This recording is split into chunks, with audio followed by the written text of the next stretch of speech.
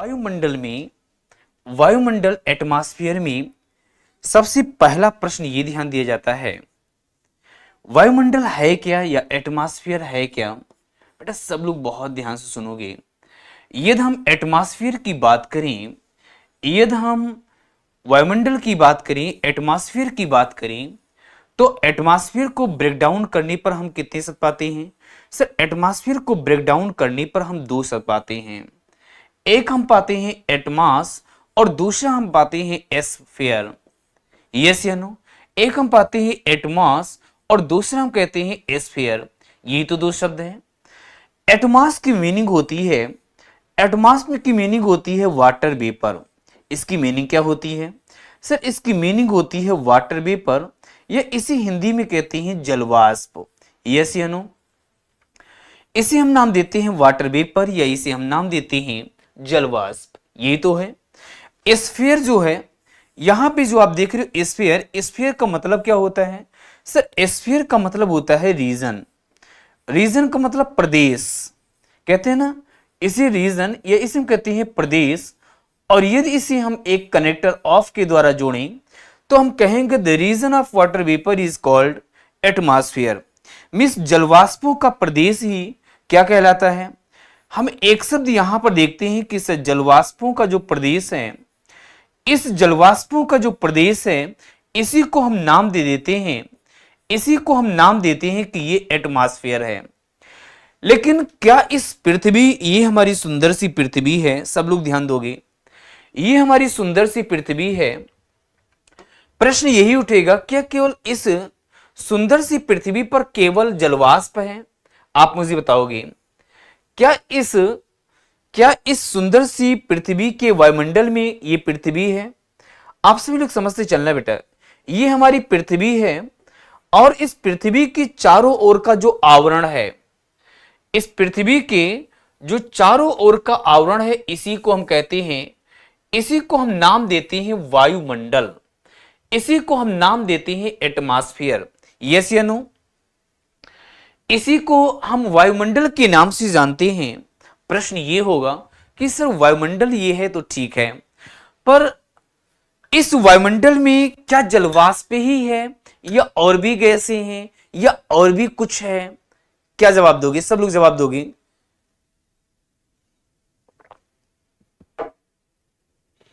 इस वायुमंडल में, इस एटमॉस्फेयर में केवल जलवाष्प है, केवल जलवाष्प है। आपका जवाब होगा नहीं सर केवल जलवाष्प। देखिए इसको तो आप लोग बोलोगे यार, वायुमंडल तो पढ़े होगे यार, एम में तो या तो कर रहे होगे या तो कर चुके होगे, और वायुमंडल की डिफिनीशन नहीं बता रहे हो, तो ये बड़ी दुख की बात है, ये अच्छी बात नहीं है।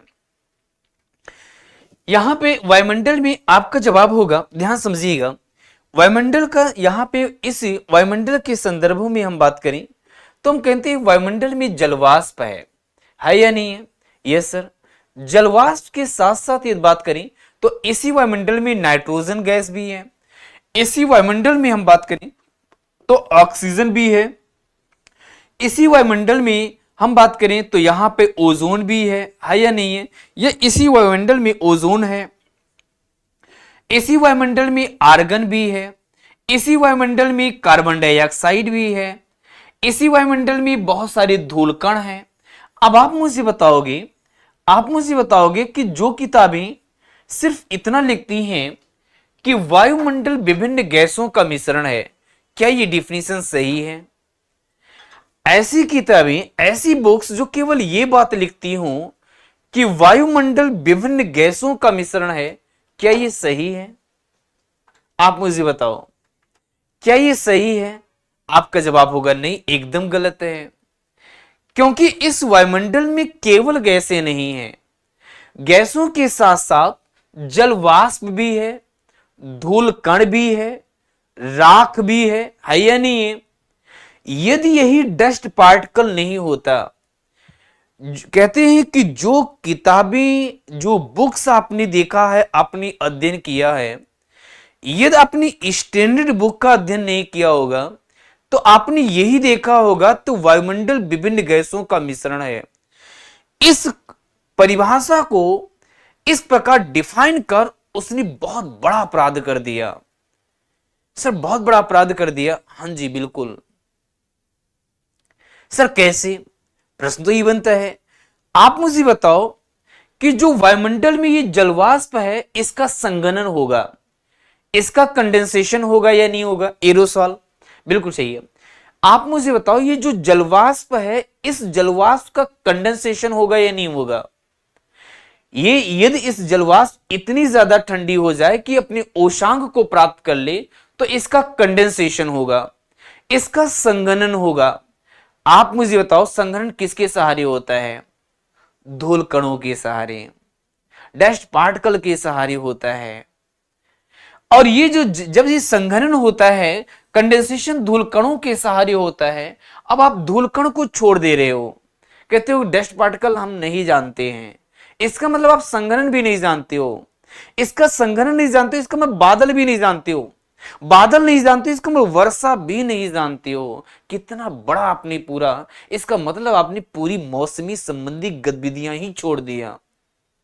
इसका मतलब क्या है कि आपने पूरा मौसमी संबंधी जो गतिविधियां थी उन सभी गतिविधियों को ही छोड़ दिया।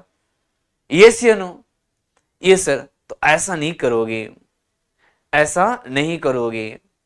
अब ध्यान समझिएगा, ये धूलकणों का मिश्रण है। प्रश्न ये होगा कि सर ये पृथ्वी से क्यों लगी हुई है? तो पृथ्वी का क्या है, पृथ्वी इन सबको एक बल द्वारा, इन सबको एक बल द्वारा अपनी ओर खींचे है, एक बल द्वारा अपनी ओर खींचे हुए है, और जिसे हम कहते हैं उस बल को नाम देते हैं गुरुत्वीय बल। इसे हम क्या नाम देते हैं? Gravitational force. गुरुत्वीय बल के कारण ये खींचे हुए हैं। अब आप मुझे बताओगे यदि इसे डिफाइन करना हो तो हम क्या कहेंगे कि वायुमंडल, वायुमंडल विभिन्न गैसों, अब देखिए हम कैसे कैसे डिफाइन कर रहे हैं। वायुमंडल विभिन्न गैसों, विभिन्न गैसों, जलवाष्प, विभिन्न गैसों, जलवाष्प एवं धूल कणों का मिश्रण है।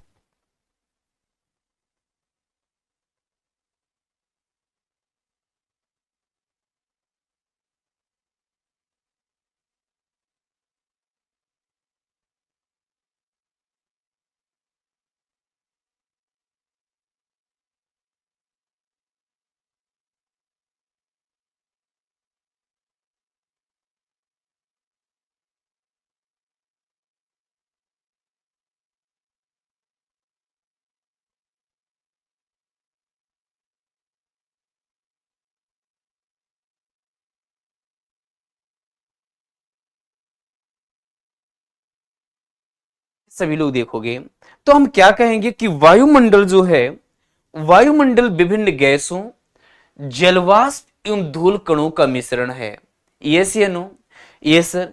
और यदि इसका ये मिश्रण है तो हम क्या कहेंगे? जो पृथ्वी के गुरुत्वाकर्षण के कारण पृथ्वी से सटा हुआ है। मन में प्रश्न उठ रहा होगा कि सर इस डिफिनीशन के द्वारा एक बात तो और क्लियर हो गया।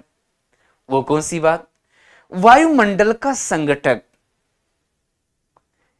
इसी डिफिनीशन के द्वारा हमारे सामने एक कंसेप्ट बिल्कुल खुले पत्ते की तरह आ चुका है, खुले बिंदु की तरह आ चुका है कि एक क्या है। यदि हम बात करें सर, यहां पे एक बात समझ में आ चुकी है, यहां पे एक बात समझ में आ चुकी है कि सर पहला पॉइंट, पॉइंट नंबर फर्स्ट, इसमें यदि इसकी कंपोजिशन पे बात किया जाए, किस पर बात किया जाए सर? कंपोजिशन पे बात किया जाए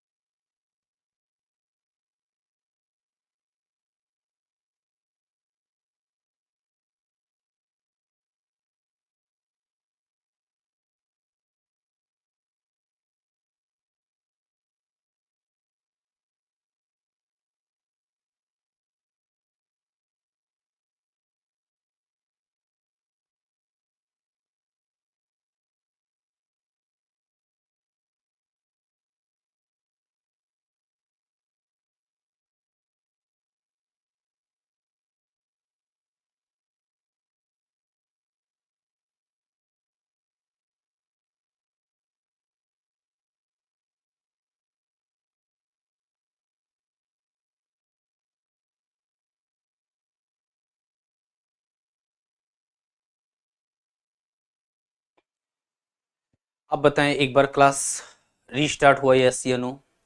सब लोग जल्दी से बताओगे, एक बार सब लोग बताओगे। चलो दोबारा सब लोग बताओगे, अब क्लियर हुआ यस या नो? सही है एकदम। चलिए दोबारा समझते हैं हम लोग। यदि हम बात करें यहां से वायुमंडल में, एटमॉस्फेयर में, तो क्या है वायुमंडल? वायुमंडल में आपने जैसे देखा वायुमंडल विभिन्न गैसों, इसी डिफिनीशन से, इसी परिभाषा से आपको क्या क्या बातें समझ में आई? पहला पॉइंट कि ये गैसें हैं, इसका मतलब इसी डिफिनीशन से हमें इसके संगठक के बारे में भी जानकारी मिल गई, हमें इसके कंपोजिशन के बारे में भी जानकारी मिल गई। प्रश्न ये उठ रहा होगा, सर कंपोजिशन या जो संगठक है, ये कंपोजिशन, ये जो संगठक है, इसमें क्या क्या है? आपका जवाब होगा कि सर इसमें गैसें हैं। अब यदि गैसों में बात किया जाए तो कौन कौन सी गैसें हैं? तो यदि हम यहां पे गैसों की बात करें तो गैसों में सबसे अधिक मात्रा में कौन सी है? सर नाइट्रोजन है। नाइट्रोजन का कितना प्रतिशत है आप लोग बताओगे? सर नाइट्रोजन को हम N2 से व्यक्त करते हैं और इसकी प्रतिशत मात्रा कितनी है? सर 70% है या नहीं? नहीं सर, कितनी है? 78% है। दूसरी हम बात करें कि सर उसके बाद यदि हम बात करते हैं ऑक्सीजन, O2 की जो प्रतिशत मात्रा है वो कितनी है? आपका जवाब होगा अप्रॉक्सीमेट 21% होती है। एंड देन थर्ड यदि हम बात करें, तीसरा हमारे सामने आर्गन की प्रतिशत मात्रा कितनी होती है? तो आपका जवाब होगा 0.93% होती है। कितना होती है? 0.93% होती है। और दिन यदि हम और बिंदुओं पे बात करें तो सर CO2 की प्रतिशत मात्रा कितनी होती है? तो CO2 की प्रतिशत मात्रा 0.03% होती है। अक्सर लोग गलती क्या कर बैठते हैं, अक्सर जो गलतियां होती आई हो यही है कि नाइट्रोजन के बाद ऑक्सीजन बोलते हैं और ऑक्सीजन के तुरंत बाद कह देते हैं कार्बन डाइऑक्साइड की प्रतिशत मात्रा है, जबकि ऐसा नहीं है, ऐसा नहीं होता। इस वायुमंडल में, जिसमें जो हम लोगों को चारों ओर से घेरे हुए है, हम लोग घिरे हुए हैं, दिखाई नहीं दे रहा है लेकिन महसूस कर रहे हैं कि हां हवाएं चल रही हैं, फील तो कर रहे हैं कि नहीं जलवाष्प वायुमंडल में है, ऐसा फील तो कर रहे हैं, महसूस तो कर रहे हैं। तो इस वायुमंडल में नाइट्रोजन कितना है? 78% है। उससे कम O2, उससे कम आर्गन है। आर्गन से कम प्रतिशत मात्रा किसकी है? सर CO2 की है। कई बार प्रश्न उठेगा कि सर आखिर में नाइट्रोजन क्या होता है? देन इसी के बाद हम बात करते हैं कि सर नाइट्रोजन की क्या भूमिका होती है। जब हम नाइट्रोजन की बात करते हैं, जब हम नाइट्रोजन की बात करते हैं, नाइट्रोजन N2 की बात करते हैं, तो वायुमंडल में जो नाइट्रोजन पाए जाते हैं, ये नाइट्रोजन किस रूप में पाए जाते हैं? आप सभी लोग बताओगे, सब लोग बताते चलना है। सर वायुमंडल में जो नाइट्रोजन होते हैं ये निष्क्रिय रूप में पाए जाते हैं, यस या नो? वायुमंडल में जो N2 है, जो नाइट्रोजन है, ये किस रूप में पाए जाते हैं? सर निष्क्रिय रूप में प्राप्त होते हैं। ये यहां पे देख सकते हो सक्रिय नहीं है। और इस वायुमंडलीय नाइट्रोजन का उपयोग हम कैसे करते हैं? विभिन्न सूक्ष्म जीवों के द्वारा करते हैं। विभिन्न सूक्ष्म जीवों का मतलब यह है कि जैसे यहां पे हम लेगुमिनस जैसे पौधे होते हैं, जैसे हम बात करते हैं कि कुछ सूक्ष्म जीवाणुओं के द्वारा यहां पर हम मृदा में इस वायुमंडलीय नाइट्रोजन को पहुंचाते हैं, जिसे हम कहते हैं नाइट्रोजन स्थिरीकरण, जिसे हम क्या कहते हैं? Nitrogen fixation. और ये हम आपको पूरा बताएंगे कैसे नाइजोबैक्टर होता है, कैसे नाइट्रोजन नाइट्रेट में कन्वर्ट होता है। इस नाइट्रेट का हम उपयोग करते हैं। सर कहां पढ़ाएंगे? जब हम आपको इन्वायरमेंटल ज्योग्राफी पढ़ाएंगे। तो यहां पे वायुमंडल में जो नाइट्रोजन होता है, ये वायुमंडल में नाइट्रोजन निष्क्रिय रूप से प्राप्त होता है, निष्क्रिय रूप में प्राप्त होता है। प्रश्न ये होगा सर ये निष्क्रिय रूप में प्राप्त होता है जिसका उपयोग हम नाइट्रोजन स्थिरीकरण द्वारा प्राप्त करते हैं। किसका उपयोग, यहां पे हम देखें किस, नाइट्रोजन स्थिरीकरण, जिसे हम कहते हैं नाइट्रोजन फिक्सेशन। नाइट्रोजन स्थिरीकरण द्वारा हम इसका उपयोग कर दे लेते हैं। वायुमंडल में जो नाइट्रोजन होता है, नाइट्रोजन फिक्सेशन के द्वारा हम मृदा में इसकी उर्वरता को बढ़ाने में हम इसका उपयोग करते हैं। प्रश्न ये होगा कि सर केवल नाइट्रोजन का उपयोग हम इसी में करते हैं या और कहीं करते हैं? आपका जवाब होगा कि सर और भी कई जगह करते हैं। वास्तव में इस वायुमंडलीय जो नाइट्रोजन है, इस वायुमंडलीय नाइट्रोजन का जो उपयोग होता है और किस में करते हैं, हमने बताया है आप सबको, यस या नो बताओगे? कोई कमेंट्स करके बताओ बेटा। इस वायुमंडलीय नाइट्रोजन का उपयोग और कहां करते हैं? बिल्कुल सही जवाब आया है ऊषा का। ये इसका उपयोग हम ऑक्सीजन को तनु करने के लिए, ऑक्सीजन को हम डाइल्यूट करने के लिए इसका उपयोग हम करते हैं। डाइल्यूट करने के लिए, यहां पे हम देख सकते हैं डाइल्यूट मींस तनु करने के लिए, इसे हम तनु करने के लिए भी इस वायुमंडलीय नाइट्रोजन का उपयोग हम करते हैं, तनु करने के लिए। प्रश्न ये होगा कि सर ठीक है, अगला प्रश्न होगा सर ये जो नाइट्रोजन होता है, ये नाइट्रोजन क्या इसका उपयोग यह कितने किलोमीटर की ऊंचाई पर प्राप्त होता है? एक ये भी आपके एग्जाम का प्रश्न हो जाता है कि सर कितने किलोमीटर की ऊंचाई तक प्राप्त होता है? तो आप कह सकते हो ये 100 to 200 किलोमीटर की ऊंचाई पर, 100 to 200 किलोमीटर की ऊंचाई पर इसका हम प्रयोग करते हैं। यहां पे हम देख सकते हैं 100 किलोमीटर से लेकर के और 200 किलोमीटर की ऊंचाई तक ये प्राप्त होता है। इतनी बातें क्लियर हैं बेटा? यहां पे हम देखते हैं बिल्कुल सही है। तो 100 to 200 किलोमीटर की ऊंचाई तक ये प्राप्त होता है। अगली बात समझते हैं सर, दूसरे हमारे सामने है ऑक्सीजन। जब हम ऑक्सीजन की बात करते हैं, आप मुझे बताओगे ऑक्सीजन की प्रतिशत जो मात्रा होती है वो कितनी होती है? सब लोग बताओगे बेटा, सबका जवाब आना चाहिए। ऑक्सीजन की प्रतिशत मात्रा कितनी होती है? 20.99 मींस अप्रोक्सीमेट यदि हम बात करें लगभग 21% होती है, लगभग 21% होती है, 21% होती है। मन में एक प्रश्न और उठता है, सर वायुमंडल में जो ऑक्सीजन, आपने कभी देखा होगा, आपने देखा होगा, अक्सर सुना होगा, नहीं देखा होगा तो अक्सर सुना होगा कि जो पर्वतारोही होते हैं, जो पर्वत पर चढ़ने का प्रयास करते हैं, वो अपने साथ ऑक्सीजन का सिलेंडर ले जाते हैं।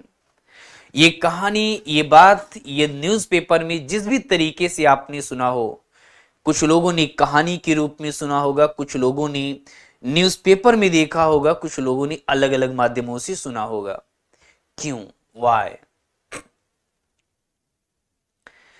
सुना तो होगा या नहीं सुना है? तो यहां पे हम देखते हैं जैसे जैसे हम बात करें, हम जैसे जैसे ऊपर की होते हैं, ऑक्सीजन जो लेवल होता है बेटा कम होता जाता है। मींस एक, यहां पे हम बात करें, यहां पे हम बात करते हैं 120 किलोमीटर की ऊंचाई पर, 120 किलोमीटर की ऊंचाई पर इसकी मात्रा नगण्य हो जाती है। कि ऊंचाई पर यदि हम 120 किलोमीटर की हाइट पर यदि बात करें तो इसकी मात्रा क्या हो जाएगी? नगण्य हो जाएगी। यस या नो? इसकी ऊंचाई, यहां पे की ऊंचाई पर जो मात्रा है, ये मात्रा क्या हो जाती है? सर नगण्य हो जाती है। बातें क्लियर हैं? Yes sir. एक बात और बताओगे सब लोग, हमने देख लिया इसकी मात्रा नगण्य हो गई है, बहुत अच्छी बात है। ये तो दिल जीतने वाली बात मिल गई हमें। इस ऑक्सीजन का उपयोग और हम कहां करते हैं? इस ऑक्सीजन का उपयोग बेटा इस सांस लेने में करते हैं। हम लोग सांस ले रहे हैं, लिए नहीं लिए? हासिल लिए। तो इसका मतलब ये है, ये जो ऑक्सीजन होता है, ये ऑक्सीजन श्वसन क्रिया के लिए महत्वपूर्ण है। श्वसन क्रिया में महत्वपूर्ण योगदान है, श्वसन क्रिया के लिए आवश्यक है। और श्वसन क्रिया के लिए यदि आवश्यक है, इसका मतलब ये है इसे हम, यदि सांस के बिना जीवन संभव है ही नहीं, इसीलिए इसे हम नाम दे देते प्राणदायिनी गैस है। या तो संजीवनी बूटी को कहा गया था, या तो ऑक्सीजन को कहा जाता है, प्राणदायिनी गैस है। संजीवनी बूटी आपने सुना होगा कि प्राण दिए कहते हैं ना, ये क्या है कि ये एक प्राणदायिनी गैस है। एक बात और समझो, जैसे आपने देखा होगा कि आप एक काम करो, एक्सपेरिमेंट कर लो, सब लोग, सब पक्का ना, पक्का कर लो। एक ऐसी जगह पे ले जाओ, ध्यान समझिएगा, कि माचिस की तीली आपको जलाना है। माचिस की तीली को कैसे जलाना है, आप ऐसे क्षेत्र को चूज करना जिसमें जहां पे ऑक्सीजन ना हो, जहां पे ऑक्सीजन ना हो, माचिस की तीली जलाओ, आप देखोगे बुझ जाएगी। देखा है आपने या नहीं, कभी एक्सपेरिमेंट किया है? कि तो सर कुछ भी नहीं किया है। ऐसे नहीं होता बाबू ना, जब एक्सपेरिमेंट नहीं करोगे तो कैसे काम चलेगा। जैसे, क्योंकि मैं देखिए आपसे इसलिए कह रहा हूं, आप लोग एमए कर चुके हो कि या कर रहे हो, कुछ तो सोचो, कुछ तो अपने भविष्य के बारे में सोचो कि हाँ, यदि आपका अभी आप लोग अध्ययन कर रहे हो, शादी हो जाएगी, शादी के बाद 4 6 5 बच्चे हो जाएंगे तो फिर क्या होगा? पापा आपने एक्सपेरिमेंट किया था? नहीं। मम्मी आपने किया था? नहीं। तब फिर क्या होगा? तो कहा जब आपने नहीं किया तो मैं क्यों करूं? तो ऐसा नहीं, थोड़ा बहुत करो बेटा, ज्योग्राफी है सब्जेक्ट, तो एक्सपेरिमेंट तो बनता है। अब यहां से देखोगे, यहां पे आप देखोगे बेटा, यहां से आप देखोगे ये क्या होता है, प्रज्वलन या दहन में सहायक होता है। दहन में सहायक होता है बेटा, हम प्रज्वलन में बहुत जरूरी है, यस या नो? दहन में ये जरूरी होता है। चलो आगे चलते हैं, नेक्स्ट हम बात करते हैं सर, अब हम बात करते हैं, उसके बाद है CO2, कार्बन डाइऑक्साइड का उपयोग हम कहां करते हैं। CO2 का उपयोग हम करते हैं, यहां पे देखोगे CO2, इस CO2 के उपयोग के संदर्भों में बात करें तो इसकी वायुमंडल में प्रतिशत मात्रा कितनी होती है सर? 0.03% होती है। कितनी होती है? 0.03% होती है। ठीक है, एक बात और समझते हैं, तो 0.03% जैसे हुआ, तो अब क्या होगा, आगे चलते हैं। यदि इसकी प्रतिशत मात्रा बेटा यहां पे 90 किलोमीटर के ऊपर जाने पर, 90 किलोमीटर की ऊंचाई पर जाने पर इसकी मात्रा क्या हो जाती है? नगण्य हो जाती है, यस या नो? 90 किलोमीटर की ऊंचाई पर, 90 किलोमीटर की ऊंचाई पर जाने पर, 90 किलोमीटर की ऊंचाई पर जाने पर इसकी मात्रा क्या हो जाती है? जाने पर इसकी मात्रा नगण्य हो जाती है, यस या नो? इसकी जो मात्रा है, इसकी जो क्वांटिटी है, वो नगण्य हो जाती है। एक बात और समझना है सर, ठीक है, मान लेते हैं इसकी मात्रा नगण्य हो गई। सर एक बात बताओ, बड़ा कमाल का है ये कार्बन डाइऑक्साइड। ये कार्बन डाइऑक्साइड जानते हो क्या करता है? बड़ा कमाल का व्यक्त है ये, व्यक्त का नहीं कहेंगे यार, तत्व है। ये पृथ्वी है, यहीं पे CO2 पाया जाता है।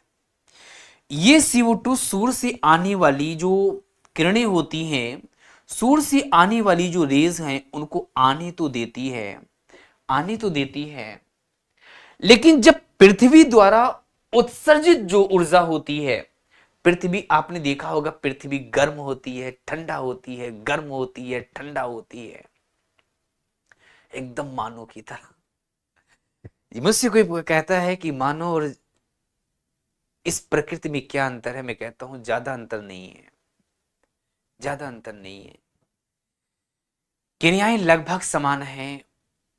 जब हम गुस्सा होते हैं तो हम अपनी बातों से बोलते हैं, जब पृथ्वी गुस्सा होती है तो भूकंप उत्पन्न होता है, ज्वालामुखी उत्पन्न होता है। हम खुशी होते हैं तो आवाज देते हैं, और जब ये पृथ्वी खुशी होता है तो हल्की हल्की हवाएं चलती हैं, बारिश होती है, मौसम रोमांस करता है। हम लोगों में ज्यादा अंतर नहीं है। हम लोग जिस प्रकार प्रकृति में परिवर्तन कर देती, जैसे हम अपने कार्यों के द्वारा वनों की कटाई करते हैं, वैसे प्रकृति भूस्खलन करके या ज्वालामुखी उद्गारित करके मानव को प्रभावित करती है। अलग नहीं है, हम दोनों लोग आपस में जुड़े हैं। कभी हम प्रकृति से अलग नहीं हो सकता और प्रकृति मुझसे अलग नहीं हो सकती। यदि आप ध्यान दोगे तो ना तो मैं कभी अलग, मैं मानव समुदाय, ना तो मानव कभी प्रकृति से अलग हो सकता है, ना प्रकृति मानव से अलग हो सकता है। आप समझ लो। आइए हम देखते हैं। तो ये जो CO2 होता है, ये CO2 को, अब ये CO2 सूर्य से आने वाली जो रेज है उसको आनी तो देती है, लेकिन पार्थिव विकिरण द्वारा उत्सर्जित जो ऊर्जा होती है उसको जानी नहीं जा देती, बल्कि पृथ्वी की सतह की ओर क्या कर देती है, लौटा देती है। अतः इसे क्या है, ये एक ग्रीन हाउस गैस है। ये क्या करती है, इसका मतलब ये है, ये सतह पे लौटा देती है, जिससे पृथ्वी की सतह के तापमान में वृद्धि करती है। और पृथ्वी की सतह के तापमान में वृद्धि में सहायक है, पृथ्वी की सतह के तापमान में, पृथ्वी की सतह के ताप वृद्धि में सहायक है। और यदि ताप वृद्धि में सहायक है तो इसे हम क्या नाम देंगे, इसे हम क्या नाम देंगे सर, ये ग्रीन हाउस गैस है, GHG है। ये क्या है, हम इसे कहेंगे ये एक ग्रीन हाउस गैस है। बातें क्लियर हैं? ये एक ग्रीन हाउस गैस है बेटा। एक बात और समझते हैं। अगला हम बात करते हैं सर धूल कण। धूल कण क्या होते हैं, पॉइंट नंबर फर्स्ट, ये जो डस्ट पार्टिकल होते हैं। यदि हम धूल कणों की बात करते हैं तो धूल कणों में सबसे पहले, धूल कण के बाद हम सबसे पहले कर लेते हैं जलवाष्प। जब हम जलवाष्प की बात करते हैं तो जलवाष्प एक परिवर्तनशील गैस है। जलवाष्प क्या है सर, एक परिवर्तनशील गैस है। जलवाष्प एक परिवर्तनशील गैस है, एक चेंजफुल गैस है। मन में उठ रहा होगा कि सर परिवर्तनशील गैस कैसी है। अभी हम देखते हैं।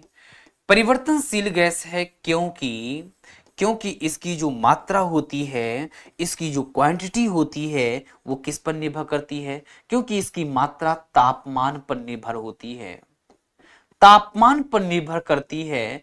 यदि तापमान ज्यादा होगा तो जलवाष्प की मात्रा ज्यादा होगी। इसका मतलब ये है कि water vapour proportional to temperature. इसका मतलब ये है कि जलवाष्प जो है वो किस पर निर्भर करती है, तापमान पर निर्भर करती है। यदि टेम्परेचर ज्यादा है तो वाटर वेपर ज्यादा होगा, यदि तापमान कम है तो वाटर वेपर कम होगा। प्रश्न उठ रहा होगा सर, यदि हम पृथ्वी के, यदि हम ध्यान से समझें, यदि हम बात करें कि मान लेते हैं ये सतह है, ध्यान समझिएगा सब लोग, ये सतह है, सरफेस है, और यदि हम सतह से ऊंचाई की ओर जाएं, यदि हम सतह से ऊंचाई की ओर जाएं तो जलवाष्प की मात्रा में कमी होगी या वृद्धि, तो सर जलवाष्प की मात्रा में कमी होगी। सर क्यों, क्योंकि तापमान में कमी होगी। बड़ी अच्छी बात आपने बता दी। ऊंचाई के साथ जलवाष्प की मात्रा में कमी होगी, ये बात समझना होगा। दिन दूसरी बात हम समझते हैं। दूसरा ये मान लेते हैं हमारी पृथ्वी है, और इस पृथ्वी की सतह से, यहाँ पे पृथ्वी है और 0 डिग्री से लेकर के, और यदि हम विश्व से ध्रुव की ओर जाते हैं, इक्वेटर से पोल्स की ओर जाते हैं, तो आप मुझे बताओ विश्व से ध्रुव की ओर जाने पर, यहाँ पे विश्व से ध्रुव की ओर जाने पर सूर्यातप की मात्रा में मीन्स तापमान में कमी होगी या वृद्धि। सर विश्व से ध्रुव की ओर जाने पर तापमान में कमी होती है, और जब तापमान में कमी हुई तो आप बताओ आर्द्रता, यहाँ पे जलवाष्प में कमी होगी या नहीं, जलवाष्प में कमी होगी या नहीं होगी। यस सर, जलवाष्प में कमी होगी। यस या नो, हमने तो कुछ भी नहीं यहाँ पे ऐसा लिखा। विश्व से ध्रुव की ओर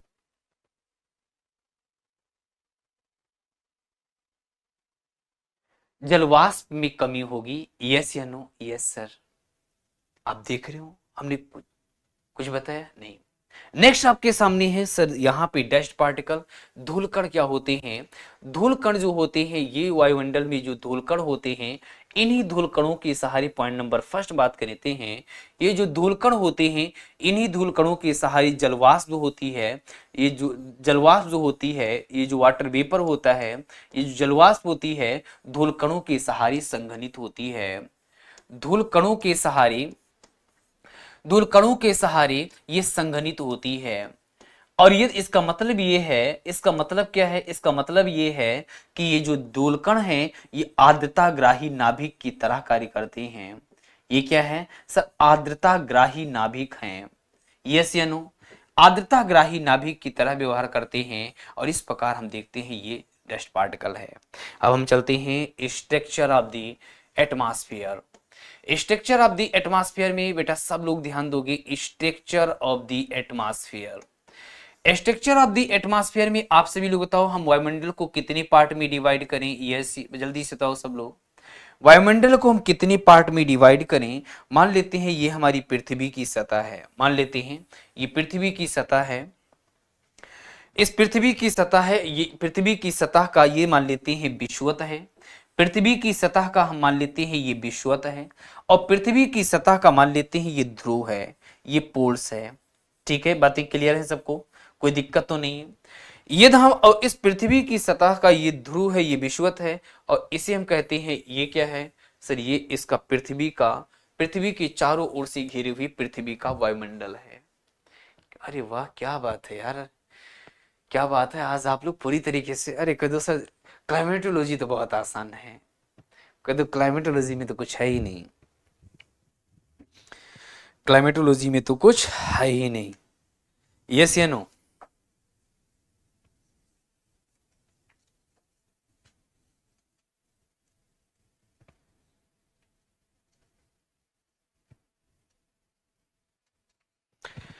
चलो अब आइए यहां से हम बात करते हैं, आप मुझे बताओ ये क्या हो गया, दिस इज पॉइंट नंबर, ये ट्रोपोस्फियर हो गया, ये क्या हो गया सर, ट्रोपोस्फियर हो गया। देन हम बात करें ये क्या है, ट्रोपोस्फियर के बाद इसे हम कहते हैं स्ट्रेटोस्फियर हो गया, इसे हम क्या नाम देते हैं, स्ट्रेटोस्फियर हो गया। अच्छा एक बात बताओ, ये ट्रोपोस्फियर हो गया, ये स्ट्रेटोस्फियर हो गया, उसके बाद क्या है सर, मेसोस्फियर है, इसे हम क्या नाम देते हैं, मेसोस्फियर है। अच्छा एक बात बताओ सर, उसके बाद कौन सा है सर, इसे हम कहते हैं आइनोस्फियर, इसे हम क्या नाम देते हैं, आइनोस्फियर कहते हैं। और दिन हम बात करें तो इसे हम क्या कहते हैं, एक्सोस्फियर कहते हैं, इसे हम क्या नाम देते हैं, एक्सोस्फियर कहते हैं। ठीक है, इसे हम क्या नाम देते हैं, आप देखोगे तो इसे हम नाम देते हैं एक्सोस्फियर। यहाँ पे ये क्या हो गया सर, आइनोस्फियर, आइनोस्फियर के बाद एक्सोस्फियर, यही 5 परत होती है। कोपेन और थार्नवेट का क्लासिफिकेशन टफ है, आज तक कभी समझ नहीं आया, जो कभी नहीं समझ में आया है वो हमारे साथ समझ में आ जाएगा। ज्योति, ठीक है, ज्योति जो आज तक कभी समझ में नहीं आया, जो टॉपिक थार्नवर्ट हुआ, कोपेन हुआ, वो हमारे साथ आ जाएगा पक्का।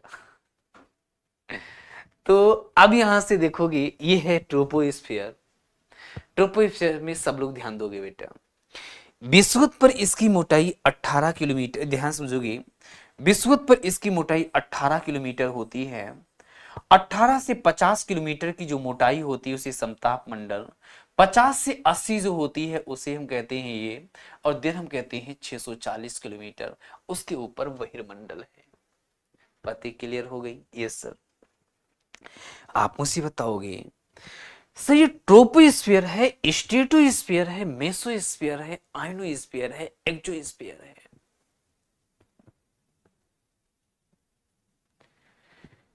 प्रश्न ये होगा सर ट्रोपोस्फियर क्या होता है, पहला बात किया जाए ना, हाँ जी सर बात तो करना पड़ेगा ना, ऐसे थोड़ा होगा, बात तो करना पड़ेगा। आइए करते हैं, देखते हैं हम लोग कहाँ तक बात कर पाते हैं। ट्रोपोस्फियर देखते हैं, आप मुझे बताओगे यदि हम ट्रोपोस्फियर की बात करें, अब ध्यान से सभी लोग समझोगे, ये ट्रोपोस्फियर की बात करो बेटा, तो ट्रोपोस्फियर को यदि हम ब्रेक डाउन करें तो कितने शब्द पाएंगे, सब लोग बताओगे? ट्रोपोस्फियर को यदि हम ब्रेक डाउन करें, सबसे पहले एक बात बताओ, ट्रोपोस्फियर शब्द का प्रयोग किसने किया, जल्दी से कमेंट करो, इस शब्द का प्रयोग किसने किया, ट्रोपोस्फियर शब्द का प्रयोग किसने किया? अभी तक किसी का जवाब नहीं है, ऐसे तो नहीं काम चलेगा। ट्रोपोस्फियर शब्द का प्रयोग किसने किया? अच्छा सर तीसरा आदि बोर तो नहीं किए थे? अच्छा नहीं नहीं सर, किसने किया था? नहीं, हम आपको रीजन आप ये नहीं पूछ रहे हैं, ट्रोपोस्फियर शब्द का प्रयोग किसने किया? एकदम सही है। यहां पे आपका जवाब होगा कि ट्रोपोस्फियर तीसरा दी-बोर किसने किया था? इसका जो यहां पे इस शब्द का सर्वप्रथम जो प्रयोग किया था वो किया था तीसरा दी-बोर। किसने किया था? तीसरा दी-बोर। तीसरा दी-बोर ने इसका प्रयोग किया था। ठीक है, तीसरा दी-बोर ने इसका प्रयोग सर्वप्रथम किया था। एक बात और समझना है, ये ट्रोपोस्फियर को यदि हम ब्रेक डाउन करें तो कितने शब्द पाएंगे सर? दो शब्द पाते हैं, एक ट्रोपोस और दूसरा स्फीयर। एक ट्रोपोस और दूसरा स्फीयर। ठीक है, ट्रोपोस की मीनिंग होती है बेटा मिक्सिंग, टर्बुलेंस, मिक्सिंग, इसे हम कहते हैं टर्बुलेंस, या इसे हिंदी में कहते हैं विक्षोभ। विक्षोभ कहते हैं, मिश्रण कहते हैं। और स्फीयर की मीनिंग होती है रीजन या प्रदेश। और यदि इन दोनों को हम जोड़ें तो हम कहेंगे विक्षोभों का प्रदेश ही ट्रोपोस्फियर कहलाता है। विक्षोभों का जो प्रदेश होता है इसी को हम विक्षोभों का जो प्रदेश होता है इसी को हम ट्रोपोस्फियर कहते हैं। और यही कारण है कि इसे हम विक्षोभ मंडल के नाम से भी जानते हैं। यही कारण है कि इसे हम विक्षोभ मंडल के नाम से, क्षोभ मंडल के साथ साथ इसे हम विक्षोभ मंडल के नाम से, इसे हम मिक्सिंग, रीजन ऑफ मिक्सिंग के नाम से, क्षोभ मंडल के नाम से जानते हैं। प्रश्न ये है कि सर जब इसे हम विक्षोभ मंडल के नाम से जानते हैं, इसी क्षोभ मंडल को हम, तो दूसरा प्रश्न ये भी बनेगा सर और इसकी विशेषता क्या होती है, उस पर भी हम लोग एक नजर डालते हैं। यहां से इसको मिटा देते हैं, कोई दिक्कत तो नहीं है? नहीं, इसको भी नहीं मिटाते, जरूरत है भी। फिर उसके बाद यहां पे हम बात करें इस मंडल में, ध्यान समझिएगा सब लोग, ट्रोपोस्फियर में आप देखते हो विषुवत पर इसकी मोटाई अधिक होती है। विषुवत पर आप देख रहे हो, विषुवत पर मोटाई कितनी है? विषुवत पर जो इसकी मोटाई होती है, विषुवत पर इसकी मोटाई कितनी होती है सर? 18 किलोमीटर होती है। और ध्रुवों पर इसकी मोटाई कितनी होती है सर? ध्रुवों पर इसकी जो मोटाई होती है सर 8 किलोमीटर होती है। प्रश्न उठेगा सर क्यों? रीजन भी देना है क्यों। इसका रीजन ये है कि विषुवत पर, यहां पे रीजन क्या है? पहला रीजन देखोगे कि विषुवत पर सूर्यतप की मात्रा अधिक होने के कारण, विषुवत पर इंसुलेशन या सूर्यतप अधिक, या सूर्य की किरणें, सूर्यतप अधिक होने के कारण, सूर्यतप अधिक होने के कारण, सूर्य की किरणें लंबवत पड़ने के कारण, सूर्यतप अधिक होने के कारण ये क्या होती है? सूर्यतप अधिक होने के कारण यहां की कारण वायु संवहनीय धारा के रूप में ऊपर उठती है। वायु कैसी? वायु संवहनीय धारा के रूप में ऊपर उठती है। कैसे ऊपर उठती है? संवहनीय धारा के रूप में। वायु संवहनीय धारा के रूप में ऊपर उठती है, के रूप में ऊपर उठती है। एक बात और समझो, के रूप में ऊपर उठती है। और ये बातें आपको ध्यान देना है। एक दूसरी बात समझना है। दूसरा महत्वपूर्ण बिंदु ये है, एक सेकंड महत्वपूर्ण बिंदु ये है कि सर दूसरा एक point, reason number first and point number two. Point number two क्या है कि यहां पे ध्रुवों पर वायु ठंडी होकर नीचे की ओर अवतलित होती है। ध्रुवों पर वायु जो होती है, ध्रुवों पर जो वायु होती है वो ठंडी होकर नीचे की ओर अवतलित होती है। यस या नो? बेटा कुछ है ही नहीं, इसमें कुछ भी नहीं यार। क्लाइमेटोलॉजी में ठंडी होकर नीचे की ओर अवतलित होती हैं और दिन हम कहते हैं ऐसा होता है। बातें क्लियर है सबको? यस या नो? आपने देखा था यहां पे, अब देखो हम लोग यहाँ पे हैं, हम लोग ट्रोपोस्फियर में ही तो घिरे हुए हैं। यदि हम आपसे कहें कि हम लोग किससे घिरे हुए हैं? ट्रोपोस्फियर से घिरे हैं। तो आंधी, कोहरा, कुहासा ये सब कहां घटित होता है? यदि आपसे कहा जाए आंधी, तूफान, कोहरा, कुहासा, बादल, ये सब कहां है? यहीं पे है। बिल्कुल एकदम सही हो। इसी मंडल में बेटा, इसी मंडल में हम बात करें तो मौसमी संबंधी घटनाएं घटित होती हैं। इसी मौसमी संबंधी घटनाएं घटित होती हैं। सर एक बात बताओ कि मौसमी संबंधी घटनाएं घटित होती हैं, और यहीं पर बेटा इसी वायुमंडल के ऊपरी संस्तर में पौनी ऐसे चलती हैं सर, विसर्पण के रूप में चलती, ऐसे चलती हैं, डांस करते हुए ऐसे चलती हैं, बिल खिलाती हुई चलती हैं। ये बातें क्लियर हैं। इसी को हम नाम देते हैं जेट स्ट्रीम। यदि आपसे एग्जाम में पूछा जाए कि जेट स्ट्रीम कहां प्रवाहित होता है, तो क्षोभ मंडल में। कहां प्रवाहित होता है? क्षोभ मंडल में। बातें क्लियर है सबको? इस मंडल में प्रति 165 मीटर की ऊंचाई पर जाने पर, प्रति 165 मीटर की जब हम ऊंचाई पर जाते हैं तो हम देखते हैं कि 1 डिग्री सेंटीग्रेड की कमी होती है। 1 डिग्री सेंटीग्रेड की कमी होती है यदि हम प्रति 165 मीटर की ऊंचाई पर जाते हैं तो 1 डिग्री सेंटीग्रेड की कमी होती है, और जिसे हम सामान्य ताप ह्रास दर कहते हैं, जिसे हम नॉर्मल लैप्स रेट कहते हैं, NLR कहते हैं। क्या कहते हैं? NLR, नॉर्मल लैप्स रेट कहते हैं, NLR। प्रति 165 मीटर की ऊंचाई पर जाने पर 1 डिग्री सेंटीग्रेड की कमी होती है, जिसे हम नॉर्मल लैप्स रेट या सामान्य ताप ह्रास दर कहते हैं। इसकी जो ऊपरी सीमा होती है, जैसे कहते हो आप मान लेते हैं ज्योति वीडियो देख रही हैं, अभी मेरा वीडियो देख रही हैं, तब तक मम्मी बुला ली, ज्योति कहाँ हो? तो इन्होंने हाँ हाँ बेटा मम्मी मैं पढ़ रही हूँ। अरे जल्दी आ जा बेटा, जल्दी से काम है। तो इन्होंने क्या किया? वीडियो को पॉज कर दिया, कहते हैं ना। तो क्षोभ मंडल जहां पे पॉज हो रहा है उसी को हम कहते हैं ट्रोपोपॉज। जहां पे ये समाप्त हो रहा है वहीं पर इन्होंने क्या कर दिया? पॉज कर दिया, ट्रोपोपॉज। क्या कह दिया? ट्रोपोपॉज कह दिया, कहते हैं ना पॉज कर दो। अभी आगे की स्टोरी बाकी है। कहते हैं ना इसकी मोटाई लगभग 1.5 से 2 किलोमीटर होती है। इसकी जो मोटाई होती है 1.5 से लगभग 2 या 3 किलोमीटर तक इसकी मोटाई होती है। इतनी बातें क्लियर हो गई तो सब लोग वाई कमेंट करोगे, फिर हम आगे चलते हैं। ट्रोपोस्फेयर के बाद हम बात करते हैं स्ट्रेटोस्फेयर। यहां तक क्लियर हो गया सबको? यस या नो? फिर हम आगे चलें।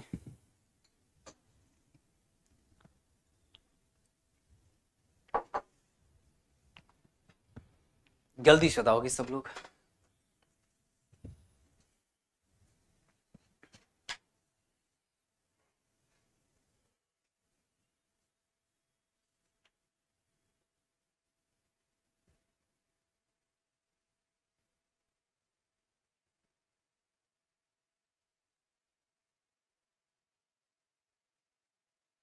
चलो अब यहां पे देखोगे, अब यहां से देखोगे बेटा, इसमें इसकी जो मोटाई होती है कितनी होती है, ध्यान से दोगे। अब इसको हम मिटा ही देते हैं, बार बार कोई जरूरत है नहीं। हम एक एक मंडल पढ़ेंगे और एक एक पर हम बात करते चलेंगे, ठीक है, ताकि हमें लिखने में स्पेस मिले। इस मंडल में इसकी जो मोटाई होती है कितना होती है, सब लोग बताओगे सर? इसकी जो मोटाई होती वो 18 किलोमीटर से लेकर 18 किलोमीटर से लेकर के, या हम कह सकते हैं ट्रोपोपॉज, इसकी जो मोटाई होती है ट्रोपोपॉज से लेकर के 50 किलोमीटर तक होती है। यस या नो? ट्रोपोपॉज से लेकर के 50 किलोमीटर तक इसकी मोटाई होती है। सबसे खास बात यह है कि 20 से लेकर के 35 किलोमीटर के बीच, 20 से लेकर के और 35 किलोमीटर के बीच ओजोन की अधिकता होती है। 20 से लेकर के और 35 किलोमीटर के बीच ओजोन की अधिकता होती है। किसकी अधिकता होती है सर? O3 पाया जाता है, ओजोन बहुत ज्यादा पाया जाता है।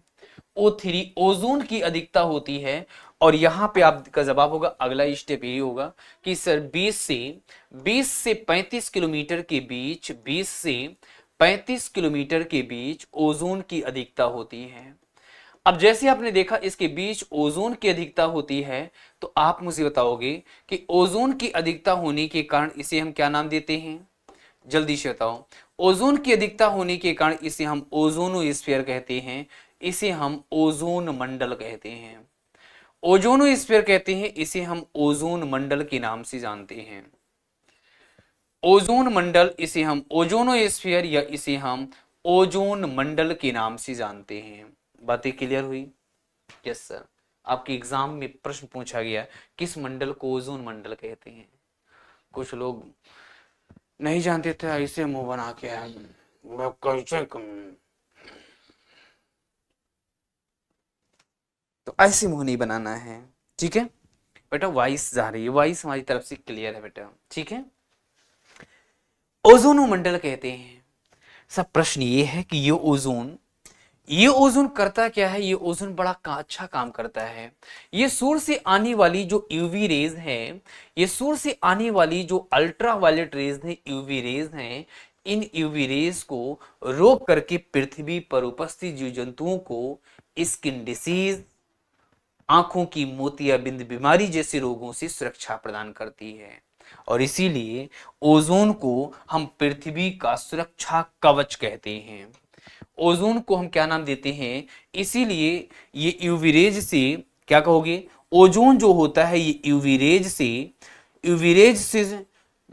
यहाँ पे यूवी रेज से सुरक्षा प्रदान करती है, और इसीलिए इसे हम पृथ्वी का सुरक्षा कवच कहते हैं, safety valve of the earth. क्या कहते हैं? Safety valve of the earth, safety valve of the earth, पृथ्वी का सुरक्षा कवच कहते हैं। यस या no? Safety valve of the earth पृथ्वी का सुरक्षा कवच के नाम से जानते हैं। जी सर। अब जब ये सूर्य से आने वाली यूवी किरणों को एब्जॉर्ब करती है, इसका मतलब यहां तापमान तो बढ़ेगा, ये तो बात ही क्लियर है। इसका मतलब ये है कि इस मंडल में ऊंचाई के साथ तापमान में क्या होती है? वृद्धि होती है। इसमें क्या होगी कि ऊंचाई के साथ, यहां पे ट्रोपोस्फीयर में आपने देखा था कि ऊंचाई के साथ तापमान में कमी होती है। यस या नो? ऊंचाई के साथ तापमान में कमी होती है, और इसीलिए इसे हम कहते हैं नॉर्मल लैप्स रेट। और यहां पे ऊंचाई के साथ तापमान में क्या होती है सर? ऊंचाई के साथ तापमान में वृद्धि होती है, और इसे हम तापीय प्रतिलोमन कहते हैं। क्या नाम देते हैं सर? तापीय प्रतिलोमन कहते हैं। इसे हम तापीय प्रतिलोमन के नाम से जानते हैं, टेम्परेचर इन्वर्जन के नाम से जानते हैं, मींस तापीय व्युत्क्रमण के नाम से जानते हैं। एकदम क्लियर हो रहा है सबको? मस्तिष्क में सब कुछ मस्तिष्क में सेव हो रहा है? यस या नो? पहले तो बताओगे, फिर हम चलेंगे आगे। ऐसे तो मजा नहीं आया ना? सब लोग बताओगे, एक स्वर में बताओगे कि अभी तक जितनी बातें हमने, वायुमंडल क्या है, वायुमंडल का संगठक क्या है, कंपोजिशन हमने बताया, देन अब हम स्ट्रक्चर बता रहे हैं। सब मस्त तरीके से क्लियर हो रहा है या नहीं? किसी को कोई डाउट हो तो पूछ लो कि नहीं सर थोड़ा सा डाउट है। ये सर बहुत अच्छे से क्लियर है। अरे वाह, क्या बात है। अब देखिए, कुछ लोग ऐसे भी होंगे सर आपको देखकर क्लियर हो जाता है, तो देखकर क्लियर ना हो, टॉपिक क्लियर हो, ठीक है, कि सर देखकर क्लियर हो जाता है। सर जी थोड़ा बड़ा लिखिए बेटा, इससे बड़ा लिखूंगा तो बोर्ड में पता चलेगा 2 शब्द लिख रहे हैं, और फिर लिखेंगे अगले बोर्ड में, कंसेप्ट सारा खराब हो जाएगा, ठीक है। क्या नाम है? शिवम। अपनी आंखों को थोड़ा सा बड़ा करके देखो, एकदम मस्त तरीके से क्लियर है सर जी। उषा, ठीक है, ठीक है। शिवम, बस समझ में आ गई? इससे बड़ा लिखेंगे ना, ये मैं उस राइटिंग में लिख रहा हूं जिसमें ऑनलाइन से लेकर ऑफलाइन तक सब बच्चे कंफर्ट हैं। बस समझ रहे हो? नहीं दिखते हैं तो फिर चश्मा लगाने की जरूरत है, मुझे लग रहा है आपको। फिर चश्मा एक बनवा लो, ये देखो, ठीक है। जैसे देखो मैं बनवा रखा हूं, मुझे भी नहीं दिखता था।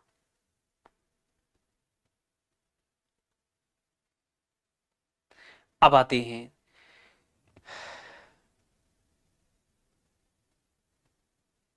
अब सर अगर ओजोन नहीं होता, ओजोन यदि नहीं होता तो यूवी रेज सीधा पृथ्वी की सतह पे पहुंचती, पृथ्वी की सतह पे पहुंचती तो हमें आंखों की मोतियाबिंद की बीमारी हो जाती, हमें बहुत सारी हमारी स्किन कैंसर भी हो सकता था, देन बहुत सारी घटनाएं होती।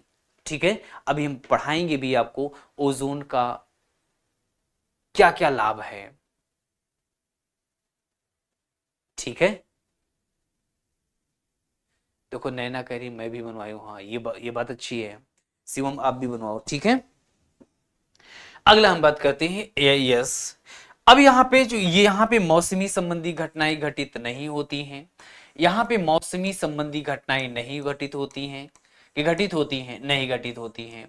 मौसमी संबंधी, या यहाँ पे बस सीधा लिख दो, यहाँ पे यहाँ पे यहाँ पे आप देखोगे मौसमी संबंधी घटनाएं घटित नहीं होती हैं, मौसमी संबंधी घटनाएं घटित नहीं होती हैं, घटनाएं घटित नहीं होती हैं।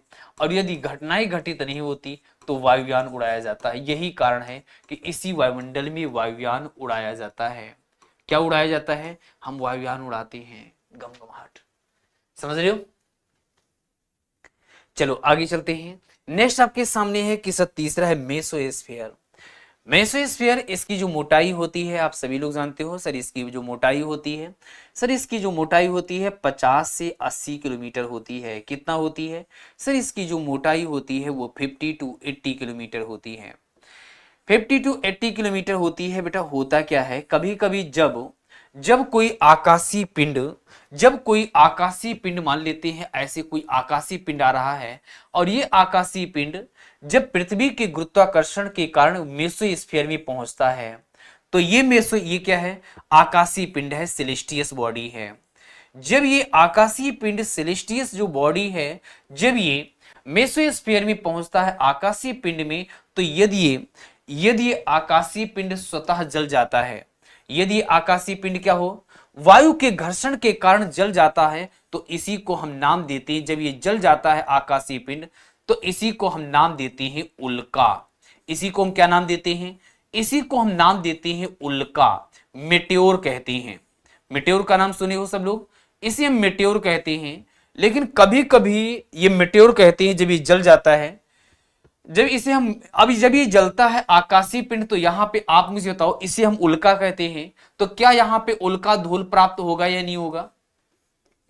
उल्का धूल प्राप्त होगा या नहीं होगा? आप लोग मुझे बताओगे। यदि आकाशीय पिंड, यदि सेलेस्टियस बॉडी जब पृथ्वी के गुरुत्वाकर्षण के कारण पृथ्वी के वायुमंडल में, एटमॉस्फेयर में पहुंच जाता है, और ये कहां पे पहुंच जाए? मेसोस्फीयर में आकर के वायु के घर्षण के कारण, फ्रिक्शन ऑफ द विंड्स, यहां पे due to friction of wind, यहां पे वायु के घर्षण के कारण यदि जल जाता है, तो इसी को कहते हैं उल्का। अब जैसे ये जलेगा तो यहां पे प्राप्त क्या होगा? उल्का धूल। यस या नो? इसी उल्का धूल के सहारे संवहनीय पवनों द्वारा जो लाई गई जलवाष्प होती है, ये जो उल्का धूल है ना, इसी उल्का धूल के सहारे संवहनीय वायु द्वारा लाई गई जो जलवाष्प होती है, संवहनीय वायु द्वारा, कन्वेक्शनल विंड द्वारा, संवहनीय वायु द्वारा जो लाई गई जलवाष्प होती है, संवहनीय वायु द्वारा लाई गई जो जलवाष्प होती है, जो वाटर वेपर होती है, वायु द्वारा लाई गई जो जलवाष्प होती है, ये जलवाष्प क्या हो जाती है? संघनित हो जाती है। ओ, संघनित हो गई। और ये जब संघनित हो जाती है तो इसी से एक बादल का निर्माण होता है, और उस बादल का नाम है नाक्टिलोशन क्लाउड। और ये आपके एग्जाम में पूछा गया था, हमने पिछली बार भी पढ़ाया था, ये पूछा गया था, यस या नो? नाक्टिलोशन क्लाउड हमने पिछली बार भी पढ़ाया था, और यही क्वेश्चन सेम पूछ लिया था। इसीलिए मैंने कहा है कि 95% से अधिक क्वेश्चंस हमारे नोट से आता है। जितना मैं पढ़ा दूंगा उसमें से ही 95% क्वेश्चंस आ जाएगा, एक्स्ट्रा कुछ नहीं करना है। लेकिन जितना पढ़ाऊं वहां से तो गलती नहीं करना है, वहां से तो कुछ गलती नहीं करना है। नाक्टिलोशेंट क्लाउड आया था क्वेश्चंस एग्जाम में या नहीं? हाँ जी सर, आया तो था। इस मंडल में बेटा आप देखोगे, ये जो मेसोस्फीयर होता है, इस मंडल में पुनः ऊंचाई के साथ तापमान में कमी आती है। पुनः ऊंचाई के साथ तापमान में क्या होती है? कमी होती है। सर और बचा हुआ यदि पिंड पृथ्वी उसे उल्का पिंड बोलते हैं। हाँ जी बिल्कुल, बातें क्लियर हो गई। एक बात और समझते हैं, अब हम चलते हैं आयनोस्फीयर पर। अब देखते हैं, ये हो गया, ये हमारा जो सब लेयर है, ये हम बात करते हैं, ये सब ट्रोपोस्फीयर बीच में, इसे हम कहते हैं आयनोस्फीयर। कोई दिक्कत तो नहीं है, बोल दे तो? नहीं सर कोई दिक्कत नहीं। ये हमने मान लिया, सपोज दैट ये क्या है, हमने मान लिया ये आयनोस्फीयर है। ये क्या है, पूरा आयनोस्फीयर का क्षेत्र है, आयनोमंडल है, आयन मंडल है, आयनोस्फीयर है। यहां पे इस मंडल में ऊंचाई कितनी है, 80 से ज्यादा है, 80 ज्यादा है। यहाँ पे नाइट्रोजन और ऑक्सीजन, यहाँ पे क्या होता है, नाइट्रोजन और ऑक्सीजन किस रूप में पाए जाते हैं सर, यहाँ पे परमाणविक रूप में प्राप्त होते हैं। ध्यान समझिएगा, इस मंडल में, इस स्फीयर में क्या होता है, इस मंडल में, इस मंडल में, इस स्फीयर में नाइट्रोजन और ऑक्सीजन, नाइट्रोजन और ऑक्सीजन परमाणविक स्टेट में पाए जाते हैं। ऑक्सीजन, नाइट्रोजन और ऑक्सीजन किस रूप में पाए जाते हैं, परमाणु के रूप में, परमाणविक रूप में प्राप्त होते हैं। और जब ये परमाणविक रूप में प्राप्त होते हैं, परमाणविक रूप में प्राप्त होते हैं, किस रूप में सर, परमाणविक रूप में प्राप्त होते हैं। और जब इस पर, और जब इस पर, और जब इस पर, जब इस पर यूवी रेज गिरती हैं, तो यहाँ पे यूवी रेज गिरती हैं, यूपी रेज पड़ती हैं, अल्ट्रावायलेट रेज पड़ती हैं, तो ये आवेशित हो जाती हैं। तो ये अब यहाँ पे पड़ती हैं, तो ये कई परतों में टूट जाती हैं, तो ये कई परतों में टूट जाती हैं, कई परतों में टूट जाती हैं, जिन्हें हम डी, ई, एफ और जी के नाम से जानते हैं, जिन्हें हम डी, ई, सब लोग बताओगे, डी, ई, एफ और जी, सब लोग बताओगे। डी की मोटाई कितनी होती है सर, 80 से लेकर 99 किलोमीटर, यस या नो? 80 से लेकर के 99 किलोमीटर ये होता है किसकी सर, डी की होती है। सर ई की मोटाई कितनी होती है, 99 से लेकर कितना होती है, जल्दी से बेटा आप लोग जल्दी से बताओगे यार, इतना देर नहीं लगाना है। इसे हम कहते हैं डी, ई और डी, ई, एफ और जी, इसे हम कहते हैं डी, ई, एफ और जी, डी, ई, एफ और जी, बिल्कुल सही है। और उसके बाद यदि हम बात करें, और उसके बाद एफ की बात करें, तो इसकी मोटाई ई की मोटाई कितनी होती है, 80 से 99, 99 से 150, 150 से 150, 150 से, बट सब लोग बताना है,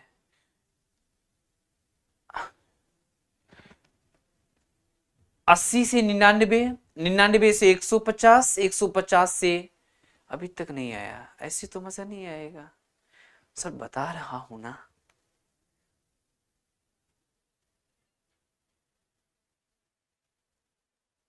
तीन सौ अस्सी से 640। और इन तरंगों के द्वारा, इन लेयर्स के द्वारा, इन लेयर्स के द्वारा विभिन्न आवृत्ति की तरंगों को, इन लेयर्स के द्वारा विभिन्न आवृत्ति की जो तरंगे होती हैं, विभिन्न आवृत्ति की तरंगों को, विभिन्न आवृत्ति की तरंगों को पृथ्वी की सतह पर परावर्तित करती हैं, विभिन्न आवृत्ति की तरंगों को पृथ्वी की सतह पर परावर्तित करती हैं, और जिससे सतह पर परावर्तित करती हैं, और जिससे हम कहते हैं, जिससे हम बात करते हैं, इसे हम क्या नाम देते हैं, सभी लोग बताओ सर? इसे हम नाम देते हैं, पृथ्वी की सतह पर परावर्तित करती हैं, और जिसे हम नाम देते हैं, क्या नाम देते हैं सर? इसे हम संचार संभव, पृथ्वी पर संचार संभव हो पाता है। क्या संभव हो पाता है सर? संचार संभव हो पाता है। यस, एक बात और समझते हैं, इसी यहां पे एक घटना घटित, यहां पे इसी आयनोस्फीयर में एक घटना घटित होती है, जिसे हम अरोरा कहते हैं। अरोरा क्या होता है कि जब सूर्य की किरणें परमाणुओं पे गिरती हैं, तो ये आवेशित चार्ज में फैल जाती हैं। इसका मतलब, इसे अरोरा का मतलब होता है कि यहां पे प्रकाश का चादरीय स्वरूप में फैल जाना, प्रकाश का चादरीय स्वरूप में फैल जाना। किस रूप में सर? चादरीय स्वरूप में फैल जाना। और जब ये चाँद यदि उत्तरी गोलार्ध पे यदि नॉर्थ पोल पर इस घटना को, नॉर्थ पोल पर उत्तरी ध्रुव पर इस घटना को अरोरा बोरियालिस कहते हैं। उत्तरी ध्रुव पर इस घटना को अरोरा बोरियालिस कहते हैं। और दक्षिणी ध्रुव पर इस घटना को यहां पे, और साउथ पोल पर, दक्षिणी ध्रुव पर इस घटना को अरोरा ऑस्ट्रियालिस कहते हैं। क्या कहते हैं? अरोरा बोरियालिस कहते हैं। और नेक्स्ट हम बात करते हैं अरोरा ऑस्ट्रियालिस कहते हैं। अरोरा बोरियालिस और अरोरा ऑस्ट्रियालिस कहते हैं। ये बातें भी आपने देख लिया। अरोरा बोरियालिस और अरोरा ऑस्ट्रियालिस कहते हैं।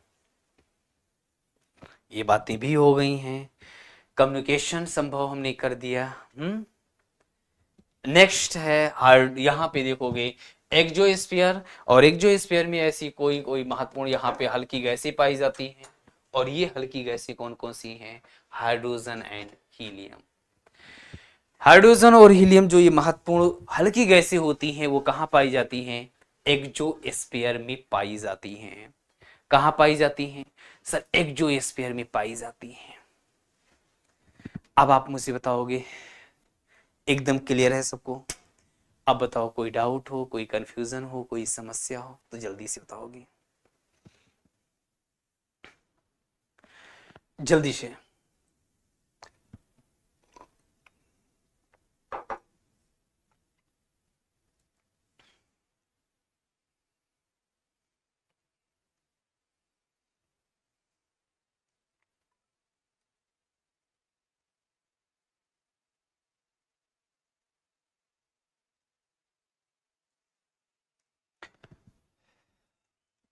क्लियर है एकदम? चलो, सैटेलाइट एक्सोस्फीयर, हाँ जी।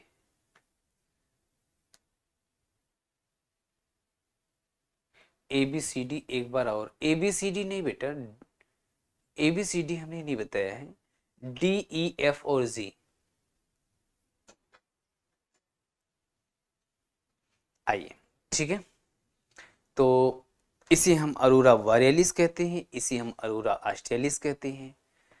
जल्दी ऐसे खींचा हो ना, आप थोड़ा जल्दी पढ़ाया हूं बेटा। इसमें कुछ था नहीं, ये नर्सरी का है, आप क्लास 6 से पढ़ते आते हो। वायुमंडल कुछ था इसमें, थोड़ा बताओ। क्लास 6 से वायुमंडल आ जाता है। वायुमंडल वायु विभिन्न गैसों का मिश्रण है, फिर ये होता है वो होता है, तो इसीलिए इसको हमने थोड़ा फास्ट खींच दिया है। ठीक है, अब आप लोगों को थोड़ा सा मैं कुछ दिखाता हूँ, ठीक है, बोर्ड पे दिखाता हूँ क्योंकि विजुअलाइजेशन कर पाओ आप लोग। देखोगे बेटा, कुछ आप लोग देखोगे। सबसे पहला आप देखोगे, देन यहाँ पे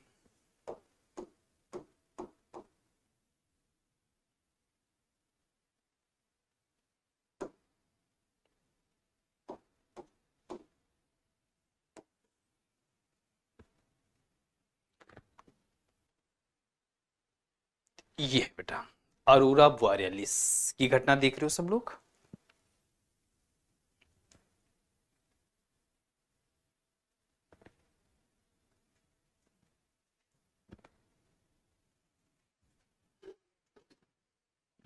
कितना सुंदर,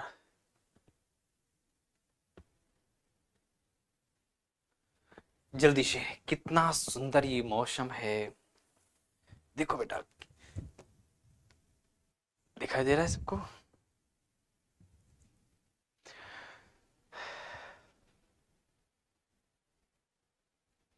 जल्दी से बताओ राज रानी, जल्दी से बताओ।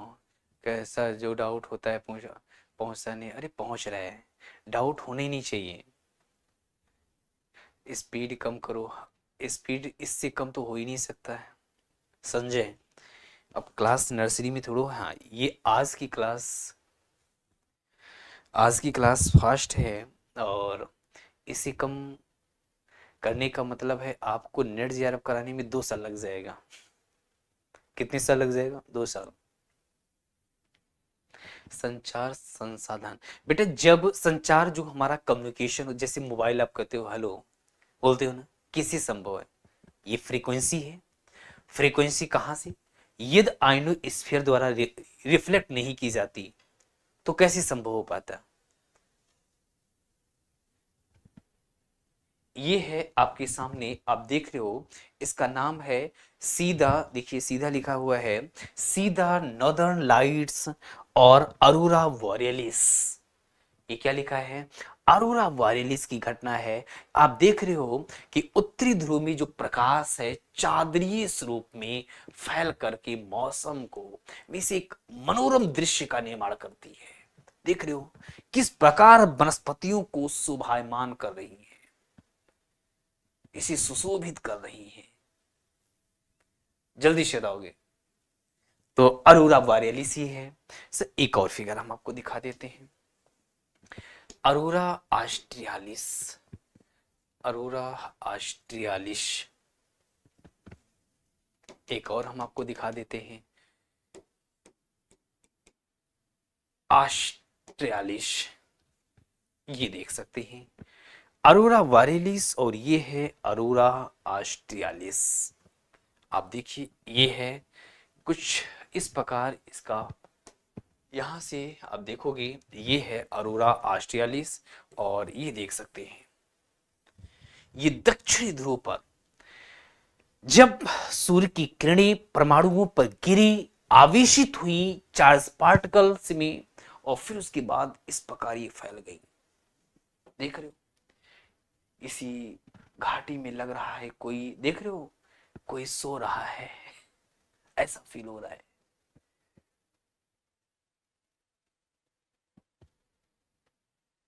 ठीक है,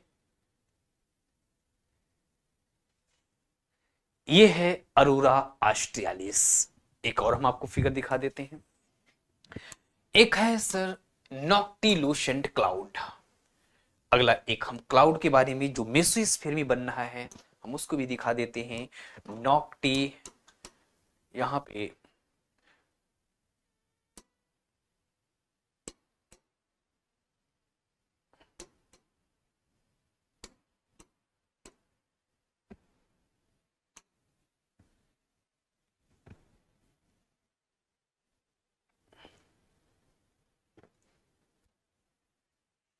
ये जो बादल आप देख रहे हो ना, यही है नॉक्टिलूशन क्लाउड। देखिए आपके सामने हर जगह वही बातें लिखा है, night of noctilucent cloud in sky. ये जो बादल आप देख रहे हो ना, कितना सुंदर दृश्य है, बड़ा सुंदर ये भी दिखता है। नॉक्टिलूसेंट क्लाउड